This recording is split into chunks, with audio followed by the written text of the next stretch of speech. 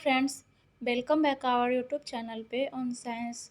और हम लोग फ्रेंड डिस्कशन कर रहे हैं क्लास 10th का भूगोल, जिसमें कि हम लोग तीसरा चैप्टर पढ़ रहे हैं जो है वन एवं वन प्राणी संसाधन। बताते चले फ्रेंड्स, इसमें से हम लोग दो तीन वीडियो हम लोग का हो गया है। तो चलिए हम लोग अपने टॉपिक पे चलते हैं, जहाँ से हम लोग पढ़ाई करेंगे। देखिए फ्रेंड्स, यहाँ से हम लोग पढ़ेंगे प्राकृतिक आवासों का अतिक्रमण। इसके पहले के जो टॉपिक्स हैं उनका प्लेलिस्ट बना हुआ है, वीडियो सब पार्टिकुलर वीडियो बना हुआ है और चैनल के प्लेलिस्ट में मिल जाएगा। डिस्क्रिप्शन में सभी का प्लेलिस्ट दिया हुआ है। अगर आप पहले वाला चैप्टर पढ़ना चाहें तो वहाँ से जाके पढ़ सकते हैं। चलिए फ्रेंड्स, इसको शुरू करते हैं। देखिए यहाँ पे है प्राकृतिक आवासों का अतिक्रमण। इसमें दिया हुआ है वन्य जीवों के प्राकृतिक आवास जंगल, मैदानी क्षेत्र, नदियाँ, तालाब, वेस्टलैंड, पहाड़ी एवं तराई आदि हैं। जनसंख्या में हो रही अनियंत्रित वृद्धि, औद्योगिकरण, विकास, शहरीकरण, बड़े बांध या अन्य परियोजनाएं इसके आवास की अतिक्रमण कर रही है। मतलब कि प्राकृतिक आवासों का अतिक्रमण यानी कि जो प्राकृतिक आवास हैं वो धीरे धीरे मानव के परिवेश के कारण धीरे धीरे उनका अतिक्रमण हो रहा है, यानी कि एक तरह से कम हो रहा है, नष्ट हो रहा है या क्षतिग्रस्त हो रहा है। क्योंकि मानव जो है प्राकृतिक आवास में, जैसे कि मैदानी क्षेत्र या जो भी पहले मैदानी क्षेत्र था, नदियाँ था, तालाब था, वेस्टलैंड था, पहाड़ी था, और इसमें जनसंख्या में अति वृद्धि हो रही है, अनियंत्रित वृद्धि हो रही है, जिसके कारण औद्योगिक विकास हो रहा है, शहरीकरण हो रहा है और बड़े बांध या अन्य परियोजनाएं का निर्माण हो रहा है। तो फ्रेंड्स, इसको देखते हैं हम लोग आगे। इसके आवास की अतिक्रमण कर रही है। तो जो प्राकृतिक आवास का है उसका अतिक्रमण इसी के कारण हो रहा है। यातायात की सुविधाओं में वृद्धि के कारण भी वन्य जीवों के प्राकृतिक आवासों का अतिक्रमण हुआ है। प्राकृतिक निवास स्थान के छिन जाने के दबाव से वन्य जीवों की सामान्य वृद्धि तथा प्रजनन क्षमता में कमी आई है। अब जो जैसे कि देखिए, उनका जो अपना घर था वो एक तरह से मान लीजिए जो प्राकृतिक आवास था, वहाँ का जो माहौल था उनका के अनुकूल था, वो छिन गया। तो उनमें क्या हुआ, सामान्य वृद्धि तथा प्रजनन क्षमता में कमी आया। वो कहीं दूसरे जगह चले गए हैं अपना आवास छोड़ के, तो उनके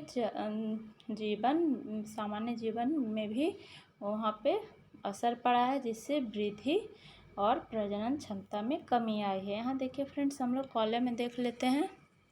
क्या आप जानते हैं निम्न तलीय जल जमाव वाले क्षेत्र को वेटलैंड कहा जाता है। स्थानीय तौर पर इसे चैर, भागर, मान या टाल भी कहा जाता है।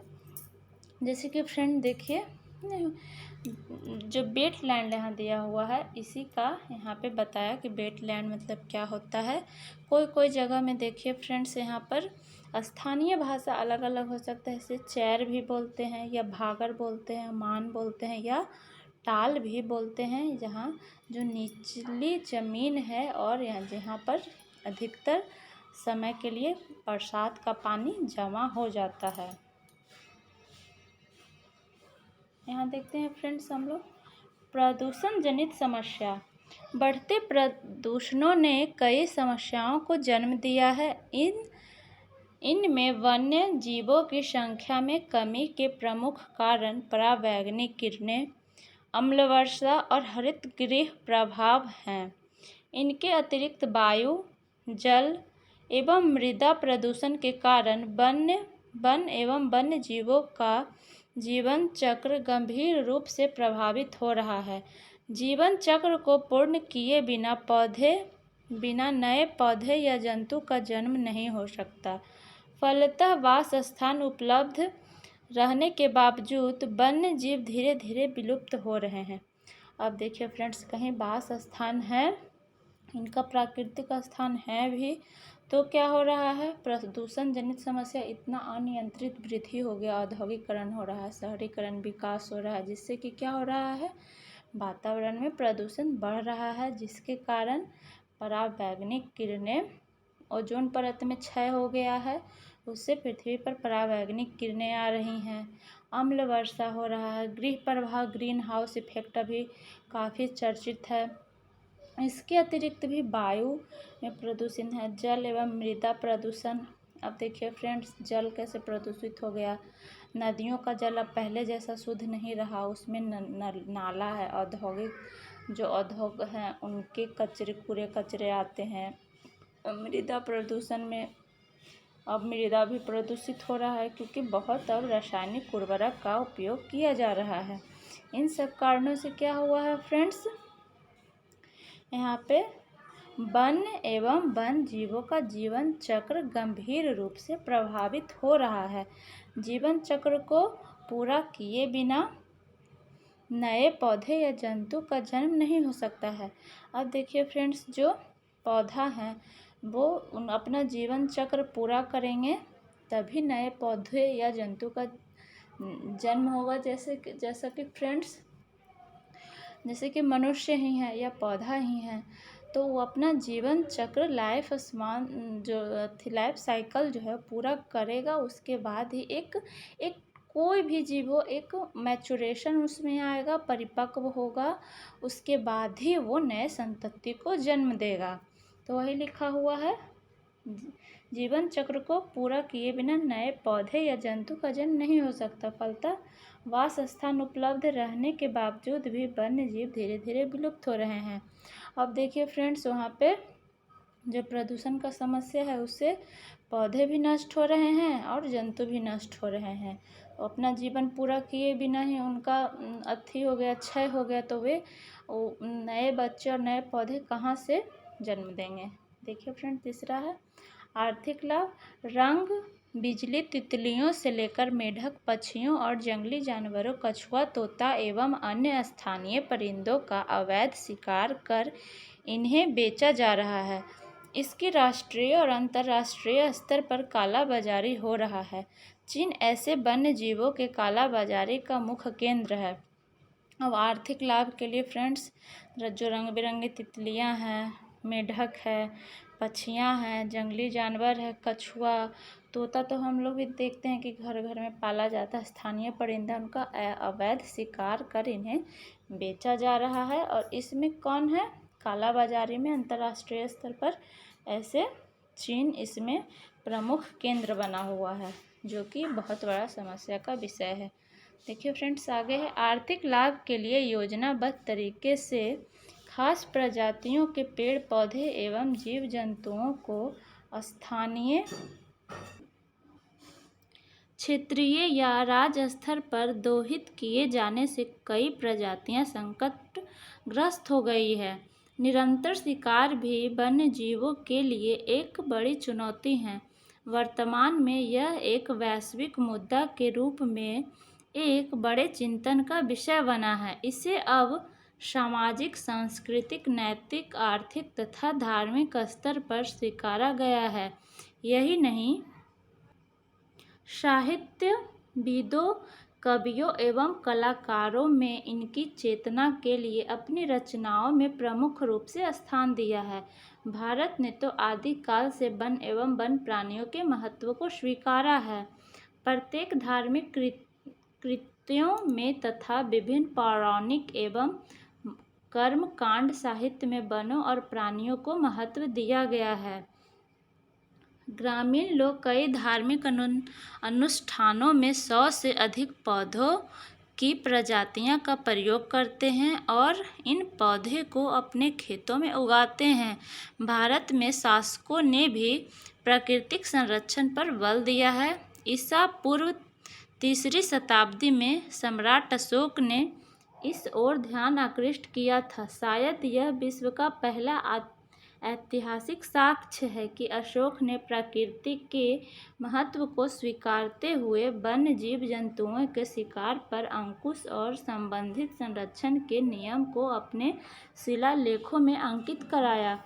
मध्यकालीन भारत में मुगल साम्राज्य के संस्थापक जहीर-उद-दीन बाबर और जहांगीर के अभिलेखों में भी प्राकृतिक संरक्षणवाद का उल्लेख मिलता है। मुगल चित्रकला की कृतियों में भी वन्य एवं वन्य प्राणियों से प्रेम का संबोधन होता है। देखिए फ्रेंड्स, यहाँ पे कुछ पेंटिंग दिया हुआ है, इसमें वन्य एवं वन्य प्राणी दिख रहे हैं।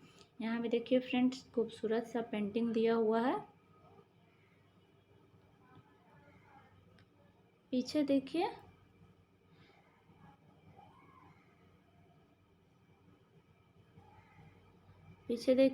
इसमें यहाँ पे पेड़ पौधे हैं, यहाँ पे बंदर हैं, जो सब बहुत सारा बंदर भालू हैं, जो सब एक दूसरे से के साथ खेल रहे हैं आपस में। यहाँ देखिए फ्रेंड्स, यहाँ दिखाया गया है, देखिए पीछे वन है या यहाँ देखिए घास है या बगीचा है। यहाँ पे चिड़िया मधुमक्खी सब चहक रही है और एक शायद बाघ है जो बैठा हुआ है और उन्हें देख रहा है। तो ये एक प्रकृति से, जो भी कलाकार होंगे वो प्रकृति से प्रेम करते होंगे और उन्होंने ऐसा देखकर या कल्पना करके इस चित्र को बनाया होगा। आगे देखते हैं फ्रेंड्स, देखिए इम्पॉर्टेंट सा ये टॉपिक है, ये एग्ज़ाम में पूछा जाता है फ्रेंड्स, अभी से लेके आगे तक की पढ़ाई में। देखिए इसे करते हैं हम लोग। क्या आप जानते हैं, क्या आप अमृता देवी वन्य संरक्षण प्रसार के विषय में जानते हैं? अमृता देवी राजस्थान के बिश्नोई गांव जोधपुर जिला की रहने वाली थी। उसने 1731 ईस्वी में राजा के आदेश को दरकिनार कर वनों से लकड़ी काटने वालों का विरोध किया था। राजा के लिए नवीन महल निर्माण हेतु लकड़ी काटा जाना था। अमृता देवी के साथ गांव वालों ने भी राजा के आदमियों का विरोध किया। राजा ने तब इसकी जानकारी मिली तो उन्हें काफ़ी पश्चाताप हुआ और अपने राज्य में वनों की कटाई पर रोक लगा दी। तो देखिए फ्रेंड्स, ये एक सराहनीय कार्य था अमृता देवी का, जो कि राजस्थान के सिबनोई गांव जोधपुर जिला की रहने वाली थी। उन्होंने 1731 ईस्वी में यह साहसपूर्ण कार्य को कर दिखाया था। देखिए फ्रेंड्स, नेक्स्ट है,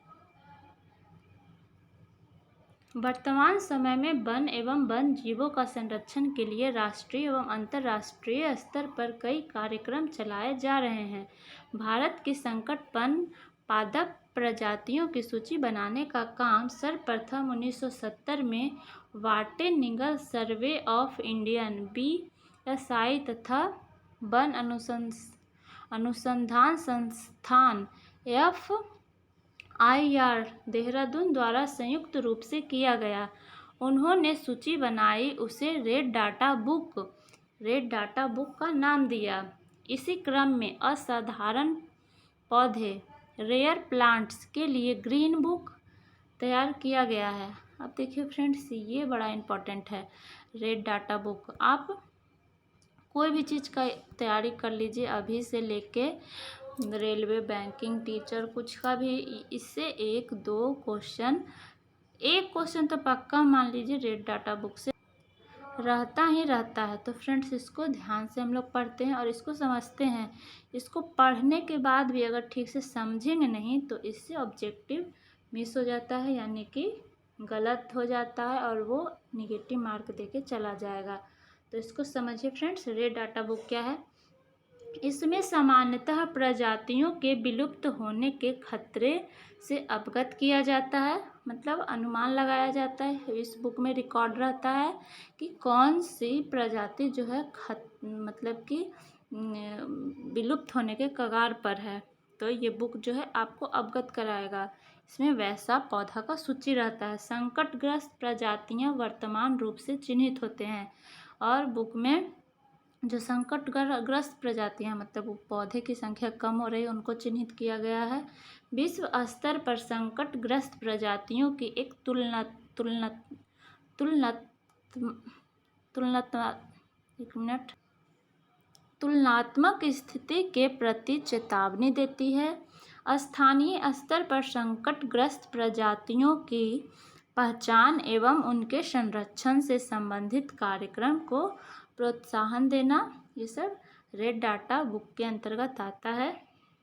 देखिए फ्रेंड्स, आगे है अंतर्राष्ट्रीय प्राकृतिक संरक्षण एवं प्राकृतिक संरक्षण संघ international union for the conversation of nature and natural resources ने संकटग्रस्त प्रजातियों के संरक्षण एवं संवर्धन की दिशा में कार्य कर रही एक महत्वपूर्ण अंतर्राष्ट्रीय संस्था है। International unit for the conversation of nature and natural resources IUCN को अब विश्व संरक्षण संघ यानी कि वर्ल्ड कन्वेंशन यूनियन भी कहा जाता है। वर्ल्ड कंजर्वेशन यूनियन भी कहा जाता है। इस संस्था ने विभिन्न प्रकार के पौधे और प्राणियों के जातियों को चिन्हित कर निम्नलिखित श्रेणियों में बांटा है। तो देखते हैं फ्रेंड्स कौन कौन श्रेणियों में बांटा गया है। पहला है सामान्य जातियां। इसमें वे जातियां हैं जिनकी संख्या जीवित रहने के लिए सामान्य मानी जाती है, जैसे पशु, साल, चीड़ और कृंतक यानी कि रोडेट्स इत्यादि। ख है संकटग्रस्त प्रजातियां। ये वे जातियां हैं जिनके विलुप्त होने का खतरा, जिन विषम परिस्थितियों के कारण इनकी संख्या कम हुई है, यदि वे जारी रहती है तो इन जातियों का जीवित रहना कठिन है, जैसे कि काला हिरन, मगरमच्छ, भारतीय जंगली गधा, गेंडा, पूंछ वाला बंदर, सनगाई, मणिपुरी हिरन इत्यादि इस प्रकार की जातियों के उदाहरण हैं जो कि संकटग्रस्त जातियां हैं। आगे देखते हैं फ्रेंड्स सुभेद्य जातियां। ये इसके अंतर्गत ऐसी जातियां को रखा गया है जिसकी संख्या घट रही है या वैसी जातियां हैं जिन पर ध्यान नहीं दिया गया, तो यह संकटग्रस्त जातियों की श्रेणी में आ सकते हैं, जैसे कि नीली भेड़, एशियाई हाथी, गंगा की डॉल्फिन आदि इस प्रकार की जातियों का उदाहरण है। नेक्स्ट है फ्रेंड दुर्लभ जातियां। इन जातियां की संख्या बहुत कम या सुभेद्य है और यदि इनको प्रभावित करने वाली विषम परिस्थितियां नहीं परिवर्तित होती हैं तो यह संकटग्रस्त जातियों की श्रेणी में आ सकती हैं। नेक्स्ट है फ्रेंड स्थानिक जातियां। इसमें दिया हुआ है प्राकृतिक या भौगोलिक सीमाओं से अलग विशेष क्षेत्र में पाई जाने वाली जातियां अंडमानी टील, निकोबार कबूतर, अंडमानी जंगली सूअर और अरुणाचल के मिथुन इसी वर्ग में आते हैं। इस सब जो जातियां हैं वो खास स्थान पर मिलती हैं, ये इसीलिए इन्हें स्थानीय जातियां कहा जाता है। अच्छा दिया हुआ है फ्रेंड्स विलुप्त जातियां, जो कि ये वे जातियां हैं जो इनके रहने के आवास में खोज करने पर अनुपस्थिति पाई गई है। ये उपजातियां स्थानीय क्षेत्र, प्रदेश, देश, महाद्वीप या पूरी पृथ्वी से लुप्त हो गई हैं। एशियाई चीता और गुलाबी सर वाली बत्तख एवं डोडो पक्षी इसके अच्छे उदाहरण हैं जो कि विलुप्त हो चुके हैं। संकटग्रस्त वन एवं वन्य जीवों, पर्यावरण तथा प्राकृतिक संसाधनों के संरक्षण के लिए अन्य कई अंतर्राष्ट्रीय एवं राष्ट्रीय संसाधन भी कार्यक्रम चला रही है। इसमें world wild fund for nature WWF विशेष रूप से महत्वपूर्ण है।